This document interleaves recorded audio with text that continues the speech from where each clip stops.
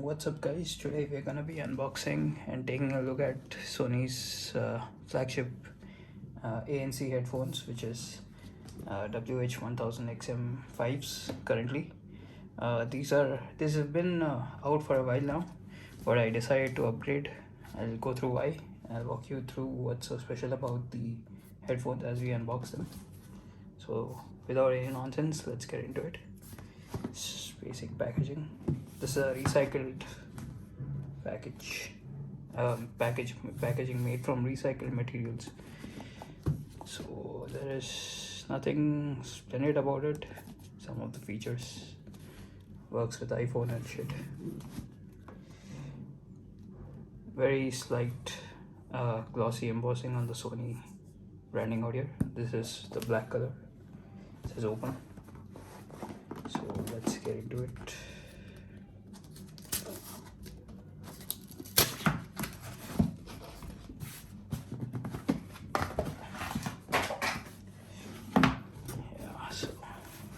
The same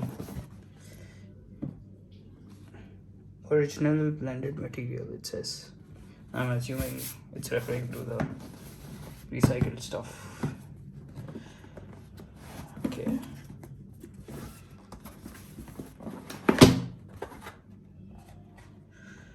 The naming on these is quite weird. It says 1000 XM5s, although they have become somewhat iconic in the audio space. The M5 stand for Mark 5s. I'm assuming everyone knows that. Some books and shit out here. It's nothing great. Nothing else out here.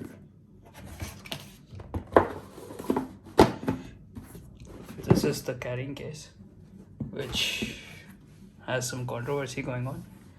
So taking a look at this, as you can see, it has some foldable areas. Like if you put some pressure, it folds in on itself, and it has a loop out here. So these headphones were redesigned significantly from the XM1 through 4s, which were very iterative updates. This is a complete redesign. These are the headphones, as you can see.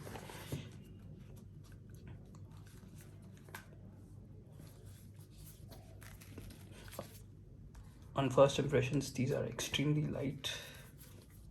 Surprising, they don't look light. However, they don't feel cheap. They feel extremely premium. There's like absolutely no sound to them. That's the funny part. See the extension of the arms and stuff. Yeah, good quality. It's very soft. I've handled the XM3s and 4s before. These feel softer comparatively. So these fold in like this. Gone are the folding ear cups. But yeah, this is the noise cancellation and ambient sound button, on and off switch, and the headphone jack and USB-C for charging. This has 8 microphones in it for noise cancellation, and 4 of them are beam-forming microphones, which means they are going to hone in on your voice when you speak. So these have some of the best mics on any headphones, and they are better than AirPods. So yeah, these are splendid for taking phone calls. I remember the XM4s were very comfortable, so over the XM3s, I assume due to this being lighter, it is going to be even better. So let's come to the case, right? Let's address the elephant in the room. There's a magnetic flap out here for the 3.5mm cable and the USB-C charging cable, which is tiny. I don't think I'm ever gonna use this, but yeah, okay, at least they threw in something, right? I assume I can just carry my AirPods in this, but let's see.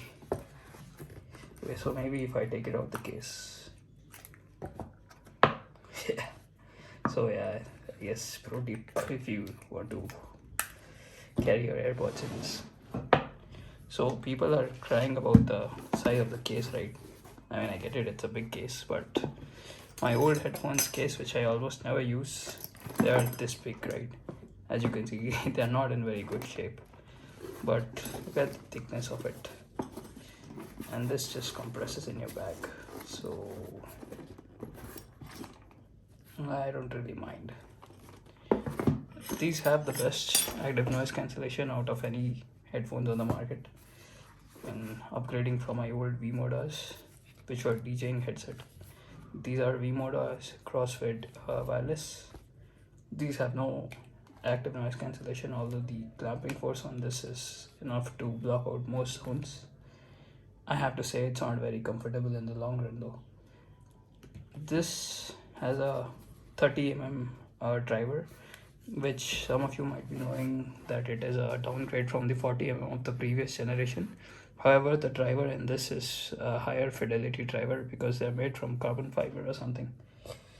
I'm not really sure what they're made of, but I guess I'll take the word for it. Although, and the reviews are pretty positive about it, so I'll just try it out myself. And the good thing about Sony headphones is, in the books and all, they'll give you a QR code somewhere for the app. So the app on these headphones is extremely comprehensive, so you can basically make your own custom EQ, which is what I want to do because I'm not a fan of the EQ on any headphones, including the AirPods, which is absolutely terrible. Although you can tweak it going into accessibility features if you have an iPhone. So yeah, I've done that with mine, and these have splendid battery life.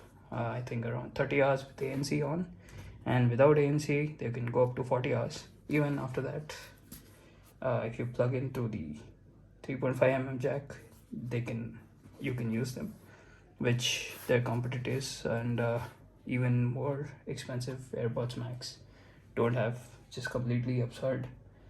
They have an auto play pause feature, wherein if you put on a headphones and you're listening to something, then you take it off, it pauses and resumes when you take it off, put it on again. And they have conversation awareness, which you can turn off, which is basically if you're talking to someone, when you have these on, they're going to lower the volume of whatever it is you're listening to. But I think I'll turn that off because that is going to be somewhat intrusive. Other than that, the headphone is made out of recycled material, I believe from automobiles. So good on Sony's part because they don't feel cheap in any way. They're very, very lightweight, even compared to my old headphones.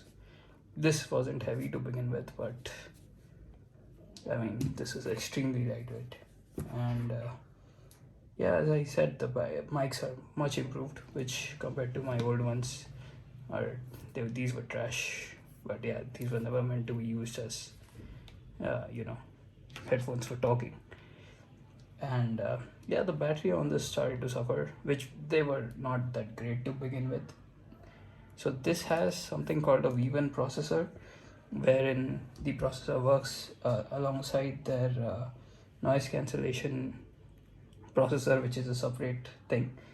What the difference is between this and the previous generations is that while in the previous generations you had to adjust your ANC according to your environment, on these you don't need to do that, it happens automatically.